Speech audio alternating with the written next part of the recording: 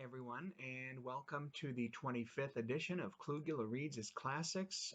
Today, we are going to go back into mixtape territory, so several rather short pieces to whet your appetite and get back into that scenario now that Below the Surface is complete.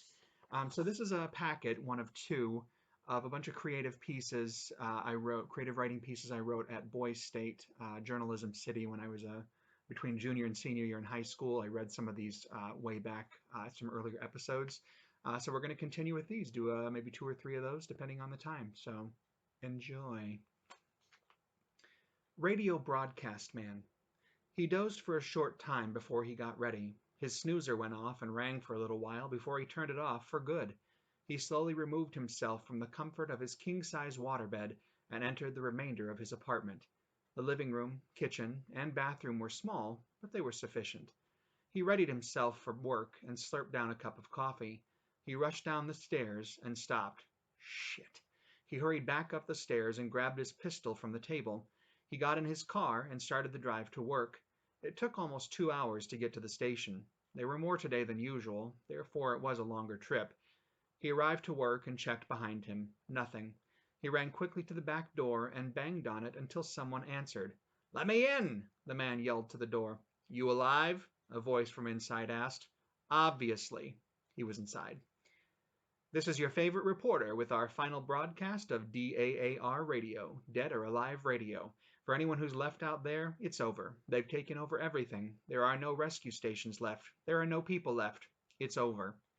The helicopter took off from the top of the radio building and flew away into the horizon. No more radio broadcasts for now. Okay. Clearly a zombie piece. Let's see. Let's find what else we got here. Oh, here's one. Okay. Graveside. She was in the hospital bed, in great pain, but she managed a little smile for her son. He sat at her side and cried. His mother would soon be gone from his life. The son was at the fresh age of 4.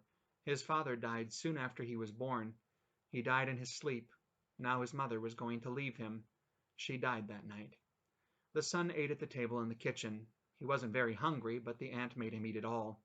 He would be visiting the mother's grave this evening. The aunt waited in the car. The aunt was his father's sister. She disliked the mother and the son very much. The son sat at the graveside and prayed. Dear God, Mommy never did anything to anyone. Please bring her back to take care of me. I love her. She's my mommy. The clouds rolled in quickly and began to urinate on the earth. The aunt rushed to the son and grabbed his arm. They went home. The mother rose to the ground with power not granted by God. Ooh, okay, I think we got time. Yeah, one time for one more. All right.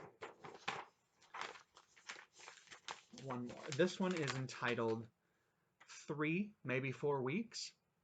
God only knew how long she'd been there. 3, maybe 4 weeks. There was no way of knowing.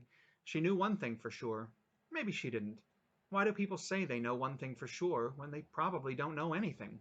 She pondered this for a long time. She'd probably never get out of the rescue station. No one would.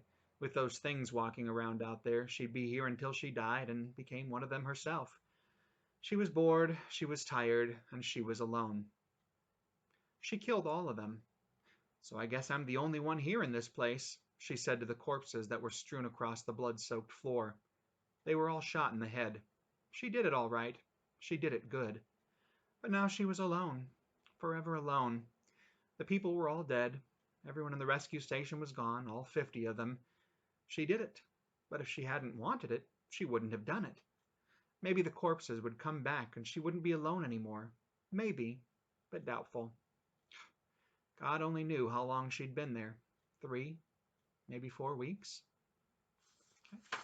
So those are 3 pieces that I wrote at age, I'm going to say 16, because it was between junior, senior year, and so I was age 16 when I wrote all those pieces. So I hope you enjoyed those little glimpses. I'll bring you some more of those probably tomorrow on an additional mixtape of zombie tales from yesteryear. Until tomorrow, please be safe, stay secure, be smart, and be well stocked. There's that quadruple S. Until then, bye guys. Have a good one.